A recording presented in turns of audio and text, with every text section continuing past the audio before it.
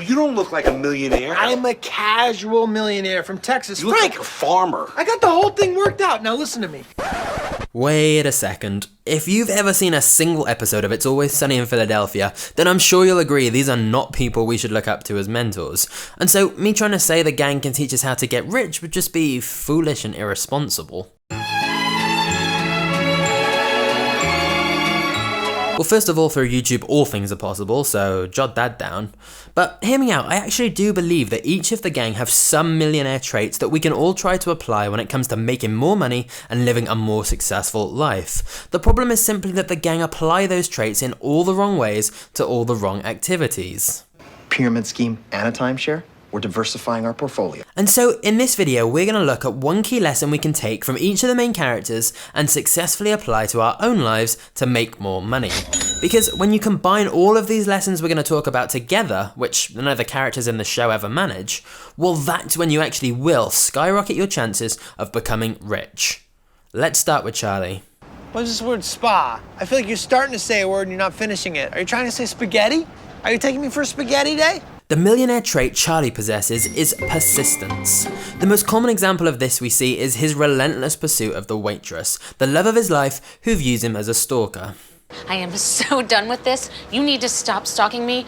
You need to leave me alone. And yet, he has this very clear goal which he never gives up on, no matter how unlikely it seems. And by the way, a quality woman doesn't do that. She doesn't say yes right away. She says no to a man for years, like 10 years. That's what a real woman does. And guess what? By season 13, they do get together. Now, imagine if Charlie had that same level of persistence and patience for a better goal that was less creepy and actually productive or beneficial to society. Because that unwillingness to give up until you succeed is definitely a trait of most self-made millionaires, and something we all need to adopt. There's a great quote that every overnight success was years in the making, but normally we only hear about them once they've actually made it. Whereas with Charlie, we see the years of trying, and it's an important reminder that persistence does pay off. So, set a clear goal of what you really want and keep going until you make it a reality. Now I'm so busy being a success and stuff. It's just like so much work. Now, what about Frank? Can I offer you a nice egg in this trying time? Frank is the only character in the show to consistently have money, and that's simply because he has a millionaire money mindset. I mean, what do we make? I don't follow. We make money.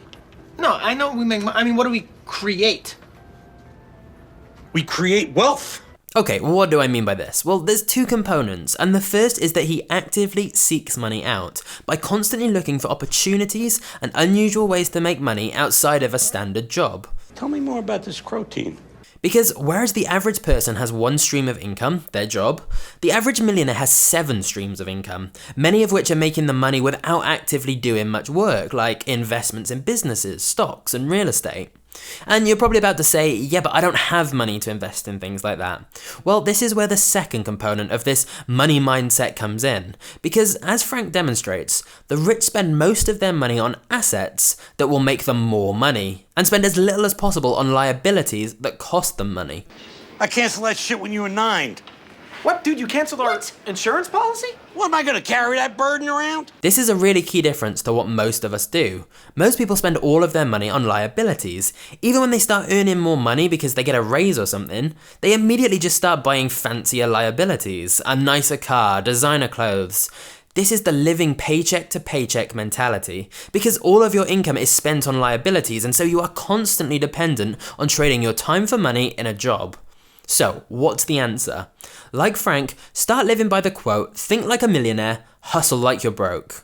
Now, I'm not saying you need to live in squalor and eat cat food. I'm saying the next time you earn some extra money, instead of immediately upgrading your lifestyle and spending more money on liabilities, why not invest that extra cash in something that will actually give you a financial return? In the short term, that sounds super boring, but in the long term, it means you'll make far more money, have more freedom, and then you can upgrade your lifestyle to a much higher level than would have ever been possible if you'd spent that money right away. Smooth. Very, very smooth stuff. Very classy. I'm learning a lot from you right now, dude. We interrupt this video for an announcement from today's video sponsor. Fight Milk! The first alcoholic, dairy-based protein drink for bodyguards! Buy bodyguard! No, it's just me still. I'm literally the sponsor of my own video. That's not depressing, is it? Hey YouTube, what up? You're currently watching episode 4 in the Unlikely Mentors series, where we apply summarized lessons and tactics from the world's top performers through the lens of very unexpected characters like the gang. Hopefully it's a nice concoction of information, entertainment and motivation, and the fact you're still watching this video right now means you might quite like the other episodes. So if you haven't seen them yet, check them out after this video and please consider subscribing for more episodes coming soon. Next up is Dennis. What's the trait he possesses we all need to adopt to make more money? His use of systems? His willingness to push his limits? No, I actually think the main trait he shares with almost all self-made millionaires is his personal belief. I am the king of the mountaintop. I reign supreme over everyone in this school. I am the golden god! It's no secret that Dennis sees himself in a very positive light. But you know what? You should see yourself as a golden god. The fact you're spending time on videos like this means you are leveling up your life, and so of course you should back yourself more. You're on this channel because you're a boss who's going to crush it.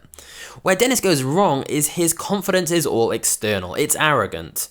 What we need is inner confidence, which is the mindset of seeing yourself as a king, rather than going around shouting about it and expecting others to treat you that way. We control the narrative of our lives, yet so many people constantly tell themselves, I'm unlucky, life's hard, there's no point trying that idea, it's never gonna work. But just watch what happens when you instead start telling yourself, yeah, of course I've got this. I'm not just gonna try this idea, I'm gonna make it work. When you force yourself to start viewing your abilities and your future in a positive way like Dennis does, that inner confidence just grows and grows and spills into all areas of your life. It is a total myth that you're either born confident or you're not. Confidence can 100% be trained, but it all starts with controlling that little voice inside your own head, which determines how you see yourself and the world. A starter car! This car is a finisher car! A transporter of gods! The golden god! Next up is Dee.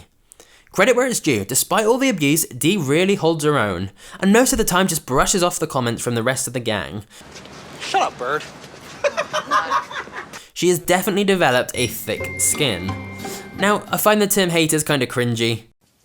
Hey, I'm sorry I didn't see you there. I was too busy blocking out the haters. But there is definitely an art to handling criticism, and just doing your own thing that you want to do no matter what other people say. And this trait Dee has of blocking out undeserved criticism is something that most successful people do. I've come to realise that for pretty much every single person who someone loves and thinks is amazing, there are other people who strongly disagree, as you will see on any famous person's social media. And so when you put yourself out there, having critics really just means that you've achieved a certain level of success, that people are paying attention to you. The key is simply that rather than letting them hold you back, use it as fuel to motivate you to keep improving and prove them wrong. And then there's Mac. I'm brimming with all these great business ideas. I don't know what to do. Oh my god. Now guys, I actually want to take a step back from the characters here and talk about Rob McElhenney, who plays Mac in the show and is also the show creator and one of the writers, because I genuinely think he's quite an inspirational guy. An example that all fans will already know is that for the show he's literally taken his weight to both extremes. Buddy, are you ready? Bam! And I think that kind of personifies the idea that when you have that dedication for your craft and you genuinely love what you're doing in the process of it, you're able to go the extra mile. If you're looking for some more inspiration, I recommend checking out some of the messages that he puts out. Now, to finish, what success lessons can we learn from cricket? Unless you have crack. If you have crack, let's boogie. What we learn is just don't be like cricket. Unless you watch all the episodes of Always Sunny in reverse order, in which case, wow, what a great transformation. But seriously, something I think the show highlights quite well is one of the foundational concepts of life and self-development. Like attracts like. Which is why the quote, "Show me your friends and I'll show you your future," gets tossed around a lot, because you are the average of the 5 people you spend the most time with. And you get to choose whether it's depraved people bringing you down or ambitious people lifting you up. I hope you enjoyed this episode, and I really do believe if you combine all of these traits together, you are going to be well on your way to getting rich. So, surround yourself with the right people, adopt Frank's money mindset, believe in yourself like Dennis, use the haters as fuel like Dee, have the persistence of Charlie, and once you find something you love to dedicate your time to like Rob, you will be unstoppable. Hey, now it's just me and you. I've got a playlist for you with those other episodes in the Unlikely Mentors series I mentioned earlier. Perfect for someone like you who's ready to start making more money. Just go ahead and click it. I'll wait. I know you'll click it. Because of the implication.